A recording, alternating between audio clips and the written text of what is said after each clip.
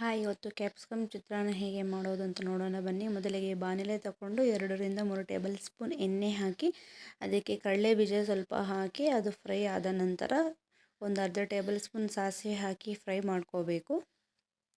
ಅದಾದ ಮೇಲೆ 2 medium size ಈರುಳ್ಳಿಯನ್ನು ತಗೊಂಡು ಫ್ರೈ ಮಾಡ್ಕೊಳ್ತಾ ಇದ್ದೀನಿ.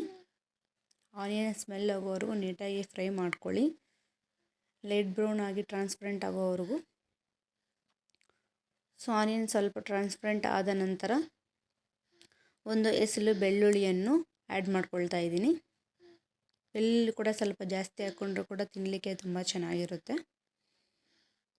ಸೊ ಬೆಳ್ಳುಳ್ಳಿ ಫ್ರೈ ಆದ ನಂತರ 4 ರಿಂದ 6 ಮೆಣಸಿನ್ಕಾಯಿನ ಆ್ಯಡ್ ಮಾಡಿ ಸ್ವಲ್ಪ ಶುಂಠಿ ಬೆಳ್ಳುಳ್ಳಿ ಪೇಸ್ಟನ್ನು ಹಾಕ್ತಾಯಿದ್ದೀನಿ. ಟೇಸ್ಟಿಗೆ ಅರ್ಧ ಟೇಬಲ್ ಸ್ಪೂನ್ ಅರಿಶಿನ ಮಿಕ್ಸ್ ಆದ ನಂತರ 2 ಮೀಡಿಯಮ್ ಸೈಜ್ ಟೊಮೊಟೊ ತೊಗೊಳ್ತಾ ಇದ್ದೀನಿ. ಸೊ ನಾನು ಇದನ್ನು ಕ್ಯಾಪ್ಸಿಕಮ್ ಗೊಜ್ಜು ಇಬ್ಬರಿಗೆ ಮಾತ್ರ ಮಾಡ್ತಾ ಇರೋದ್ರಿಂದ 2 ಚಿಕ್ಕ ಟೊಮೊಟೊ ತೊಗೊಳ್ತಾ ಇದ್ದೀನಿ. ನೀವು 3-4 ಮೆಂಬರ್ಸ್ ಏನಾದರೂ ಮಾಡ್ಕೊಳ್ಳೋಂಗಿದ್ರೆ ಇನ್ನೂ ಸ್ವಲ್ಪ ಆ್ಯಡ್ ಮಾಡ್ಕೋಬೋದು. ಜಾಸ್ತಿ ಟೊಮೊಟೊ ಹಾಕಿದ್ರೆ ಮತ್ತೆ ಹುಳಿ ಆಗುತ್ತೆ. ಲಾಸ್ಟಿಗೆ ನಿಂಬೆ ರಸ ಕೂಡ ಆ್ಯಡ್ ಮಾಡ್ತಾ ಇದ್ದೀವಿ. ಸೊ ಅದಕ್ಕೆ 2 ಮಾತ್ರ ಹಾಕ್ಕೊಳ್ತಾ ಇದ್ದೀನಿ. ಸ್ವಲ್ಪ ರುಚಿಗೆ ತಕ್ಕಷ್ಟು ಉಪ್ಪು, ಕರಿಬೇವು ಸೊಪ್ಪನ್ನು ಕೂಡ ಆ್ಯಡ್ ಮಾಡಿದ್ದೀನಿ. ಫಸ್ಟ್ ಆ್ಯಡ್ ಮಾಡಿದ್ರೆ ಚೆನ್ನಾಗಿರಲ್ಲ ಅಂತ ಇವಾಗ ಹಾಕ್ಕೊಂಡಿದ್ದೀನಿ. ಸ್ವಲ್ಪ ಕರಿಬೇವು ಸೊಪ್ಪು, ಸ್ವಲ್ಪ ಗರಂ ಮಸಾಲ ನೀವು ಸ್ಕಿಪ್ ಮಾಡ್ಕೋಬೋದು, ನಿಮಗೆ ಬೇಕಂದರೆ ಹಾಕ್ಕೋಬೋದು, ಇಲ್ಲಾಂದರೆ ಟೇಸ್ಟಿಗೆ ಹಾಕ್ತಾಯಿದ್ದೀನಿ. 2 ಮೀಡಿಯಮ್ ಸೈಜ್ ಕ್ಯಾಪ್ಸಿಕಮನ್ನು ತೊಗೊಂಡಿದ್ದೀನಿ. ಅದನ್ನು ಆ್ಯಡ್ ಮಾಡಿ ನೀಟಾಗಿ ಮಿಕ್ಸ್ ಮಾಡ್ತಾಯಿದ್ದೀನಿ.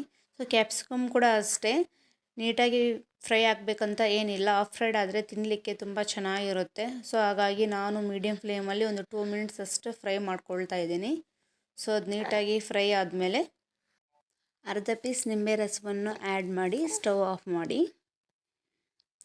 ನೀಟಾಗಿ ಮಿಕ್ಸ್ ಮಾಡಿ. ಅದಾದ ನಂತರ ಗಾರ್ನಿಷ್ಗಾಗಿ ಸ್ವಲ್ಪ ಕೊತ್ತಂಬರಿ ಸೊಪ್ಪನ್ನು ಹಾಕ್ಕೊಳ್ಳಿ. ಅಷ್ಟೇ, ಕ್ಯಾಪ್ಸಿಕಮ್ ಗೊಜ್ಜು ರೆಡಿ.